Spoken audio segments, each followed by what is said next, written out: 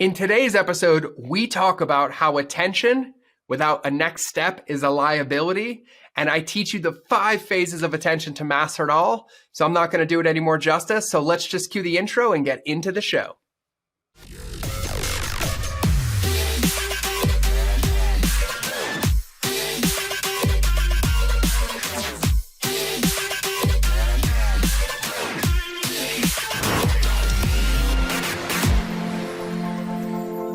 All right, everybody, welcome back to another episode of the Mind of George show. And today I'm stoked. We're going to talk about how attention without a next step is nothing more than a liability. I just got back from Austin, Texas, and I'm heading out to Beverly Hills for a conference. And talk about getting attention. I got into a pretty bad car accident the other night, and one of the worst ones I've had, and the first car accident I've been in since I was in Afghanistan. So pretty shaken up, physically beat up. I feel like I got in a fight with a grizzly bear without the claws, but everything is okay. I am on the mend. I am grateful to be here. I am ready to go. And today we're going to talk about what I call the 5 phases of attention. And don't worry about what I just said about the car accident. I'm most likely going to do a podcast about lessons learned and presence and some tools and tactics, because I will honestly say that if it wasn't for my practices, my habits, and my rituals and falling back on them in that moment at 1 a.m. in the morning in Austin, Texas, I probably would be an emotional wreck. But I know that game and I know how to play it. And I can't say I've mastered it, but I'm good at practicing it. And so I'll be sharing more of that later. But know this, I'm great. Some of you know, you reached out, wished me some well wishes, and thank you so much. I love and appreciate all of you. And today, I am stoked to talk about the 5 phases of attention. And I'll never forget, I said this probably 7 years ago. I was in a keynote and somebody was telling me that one of the purposes of the game of marketing, the game of business, is to get attention. And I agree with that. I totally agree with that. But what I don't agree with is that I don't agree with getting attention and doing nothing with it, because I understand that on the other side, if I get your attention and I have it and then I don't help you, I don't move you one step closer to your goal, one step closer to your vision, then there was no point in me getting your attention in the first place. And I'm just becoming noise because you're developing a relationship with me that says, oh, all George is going to do is get our attention and get our attention. There's no depth, there's no movement. And there sure as crap isn't an understanding that I'm here to help and can help move you close to your goals. And so it's really important to understand the power of attention. Attention, and I've been saying this the last couple of months repeatedly, is the number one traded commodity that we have. Everybody competes for it. Instagram, Facebook, YouTube, TV, commercials, influencers, like you name it, we're in an attention economy. And attention is powerful. And it's extremely powerful when you understand it and how to utilize it, not for our benefit, but for somebody else's benefit, which in turn benefits us. And so I have 5 phases of attention that I'm going to break down for you today, so you don't get in the game of getting people to raise their hand, but not having something to follow. And so my favorite way of summing it up when I gave that keynote, 7 years ago, is I literally looked and somebody asked me a question. I said, well, attention without a next step is just a liability. And I believe that to be true 7 years later. And I believe it even more to be true now, given the increased consumption and the shorter form consumption that the world is in right now based on the market changing, whether it was COVID, the world shutting down, people being on social media more, there's more people competing for attention and there's more people that are consuming. And so it's more important now than ever to understand that game. So there's 5 phases of attention. I'm going to go through them in order. And so attention is simply getting somebody to look in your direction, right? The way that I describe it is shining your light in their eyes. So phase number 1 is stopping them in their tracks, right?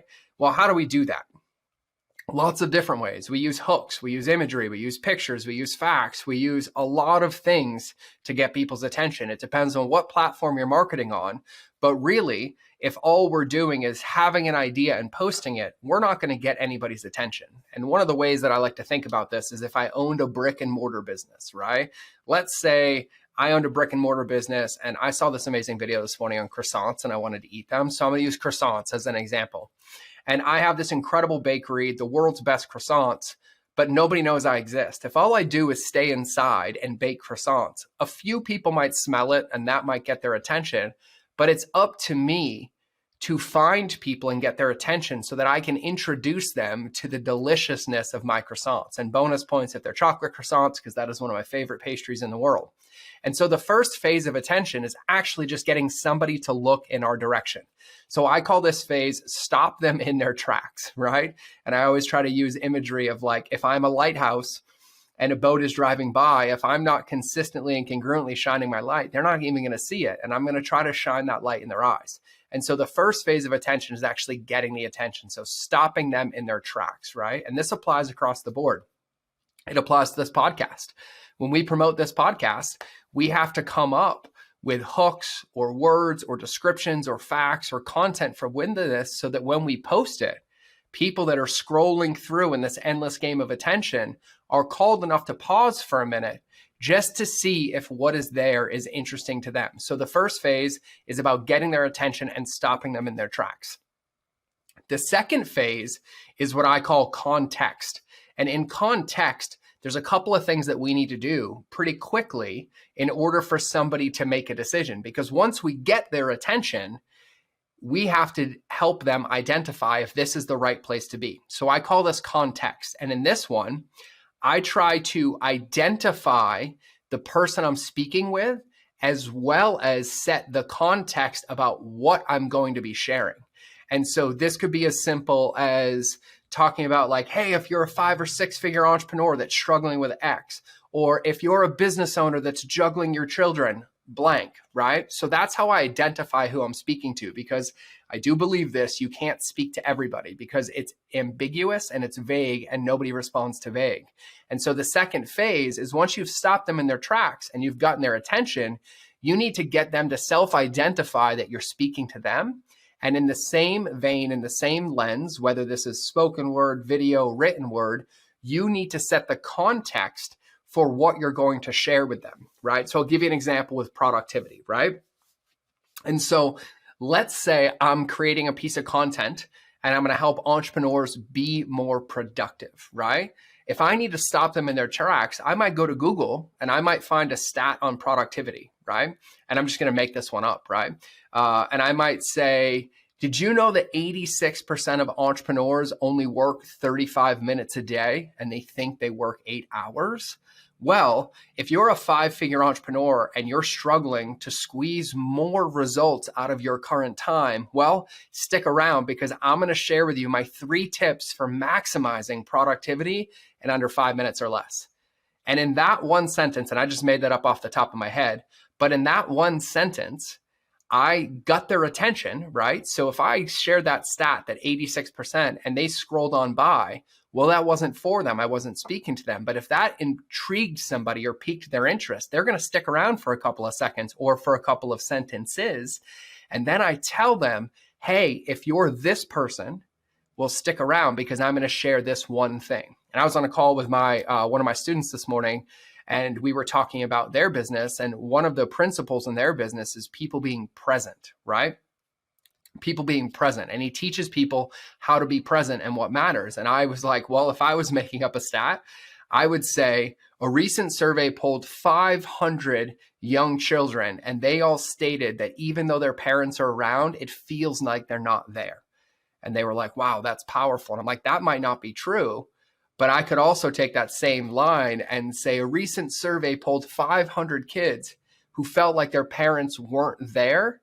And then I may be like, that's not a stat, I made it up, but presence is something we must practice and your kids are demanding more of it. So if you're an entrepreneur that's trying to juggle your business and being a present parent, stick around because I'm going to share one tip that will help you be present and fill your kid's bucket in the next minute or so, right? So in those two, what I'm doing is I'm stopping people, I'm getting their attention, I'm learning how to speak a language that's going to open a loop or be a pattern interrupt, and then I'm setting context, both for, are you the person I'm supposed to be talking to? And now that you know you're the person I'm supposed to be talking to, are you interested in what I'm about to share?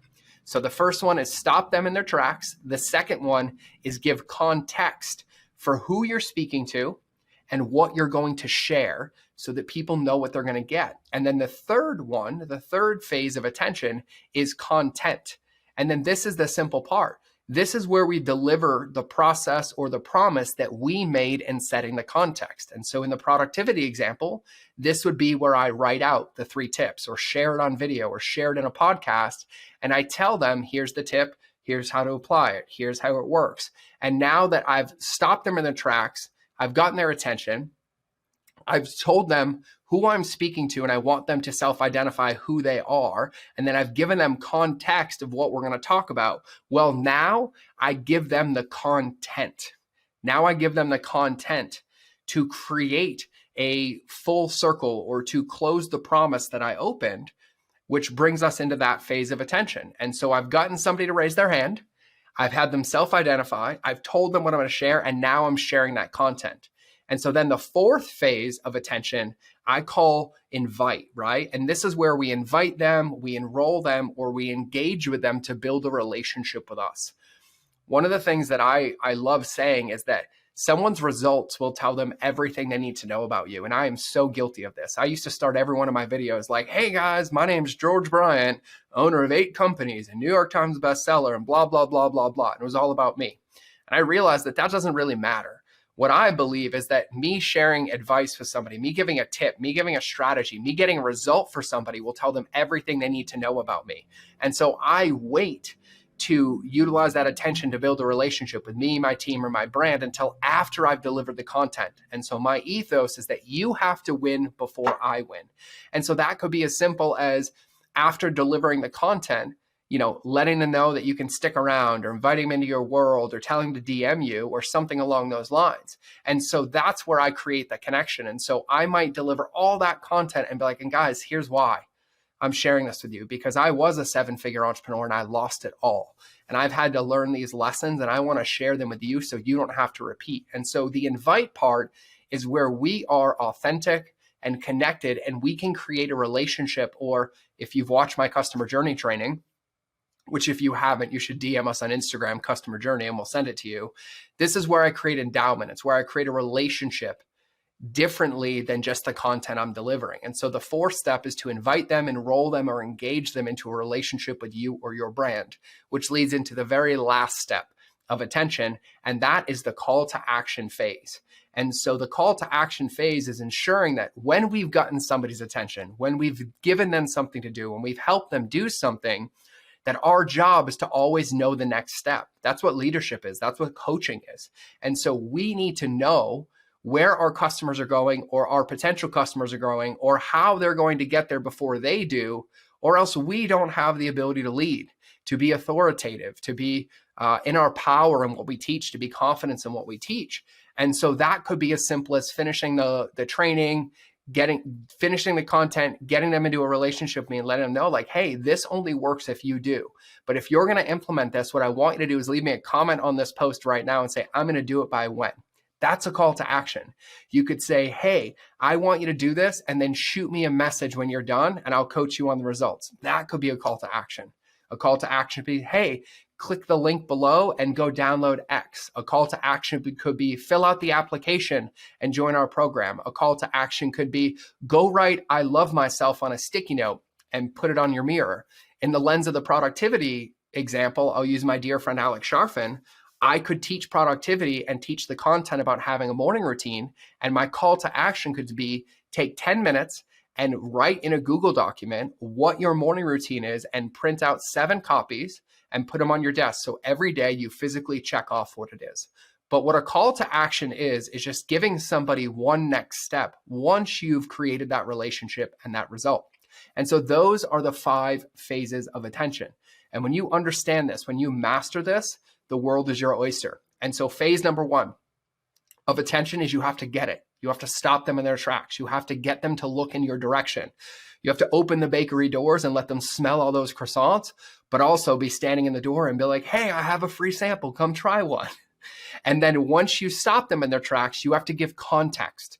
They have to be able to identify themselves in what you're about to share. And then you have to be able to tell them what you're about to cover to make sure that you have their permission and they're enrolling into something they want to be a part of, which increases the likelihood that they will consume it, that they will use it, and that they will implement it. Once you've given context, then you deliver the content. If I was a bakery with chocolate croissants, well, if I offered you free samples after you smelt it, my content would be as simple as here is a sample and cut them a slice of my chocolate croissant and then invite them to stick around and have a cup of coffee. And then they might be like, oh my God, this is incredible. I'm like, well, yeah, here, buy a baker's dozen and I'll give you 18. It applies across the board. And so then you deliver the content. And then the fourth one is you invite them into a relationship. This is where you insert your authority. You tell a story about who you are or why you're qualified to teach this or why you're passionate about to teach this or anything that creates a connection point outside of the content. And then you move into the fifth step, which in my opinion is the most important step, which is a call to action. And this means just simply always giving somebody one next step. And the way that I think about it is giving them one next step that moves them closer to their goal. And we are the reason that they got there. I do this all the time. You've heard me on this podcast talk about Jonah Berger, the author, probably 500 times, from The Catalyst to Contagious to Invisible Influence. And I give that as a call to action all the time. I tell you to go read a book. I tell you what page to go to. I tell you what chapter to go through. Those are all calls to action that help to maximize that attention and to create a relationship where people are now in our world and in our ecosystem, for lack of better terms, within the reach of our light, moving closer to their goals. And so this is a very, very important topic to understand because no matter what we do, we're always competing for attention because everybody else is spending billions and trillions of dollars to get people's attention elsewhere. But it's very shallow. It's all about width. And when you understand this, it creates depth. And when you have depth, you create deep referrals, deep communities, deep engagement, deep results because there's an established relationship. So these are the 5 phases of attention. Phase number 1, and I'm going to keep saying this over and over and over again because it's important to remember. So make sure you're writing them down. Phase number 1 of attention is you need to stop somebody in their tracks. You need to get them to look in your direction. You need to get them to glance over and be like, what's over there? And then once they're looking, you need to give them context. Are they the right person to be looking at you? And is what you're about to share the right thing for them in that moment? Then you deliver the content. Then you invite them into a relationship, however that feels fit to you. And then the 5th most important one is you give them a call to action. And by simply doing this and giving a call to action, you're making sure that you're not getting attention without a next step. There's no liabilities. These are just assets. So I want you to think about this. I want you to write this down, and I'm going to give you a call to action right now. I want you to write these down and I want you to think about your customer, your avatar, whether you're a physical business, you're a products-based business, you're a service-based business. And I want you to start thinking about this and put yourself in their shoes and ask yourself, like, what would get me to pay attention? And if I paid attention, what would I want to learn? And in learning that, how would I want to build a relationship? And then what would I want to be told what to do? And give yourself some time to put yourself into the seat of the other side and understand that these phases are going to happen and they can happen accidentally and you won't get the results, or you can be intentional about it and move people towards their goal with you as the proxy, or for lack of better terms, the catalyst that got them there. So that's what I got for you today. I'm going to keep this one under 20 minutes because it's a Monday episode and I could bump my gums all day, but I have a hot cup of coffee sitting next to me that I haven't drank and I'm super excited to drink it. And so that's what I got for you today. So if you have any questions on this, shoot me a DM on Instagram. If you haven't gotten the customer journey training, just shoot us a DM on Instagram that says customer journey. If you've never heard me on my podcast and this is your first episode, my Instagram is really easy. It's George Bryant. So ITSGeorgebryant. Shoot us the word customer journey. We will get you the training. But other than that, I want you to go forth, have an absolutely incredible day. Remember that relationships will always beat algorithms, including the most important one, which is the one with yourself. And other than that, I'm out. So I'll either see you in the next episode or you will hear me in your earballs, but have a beautiful, beautiful day.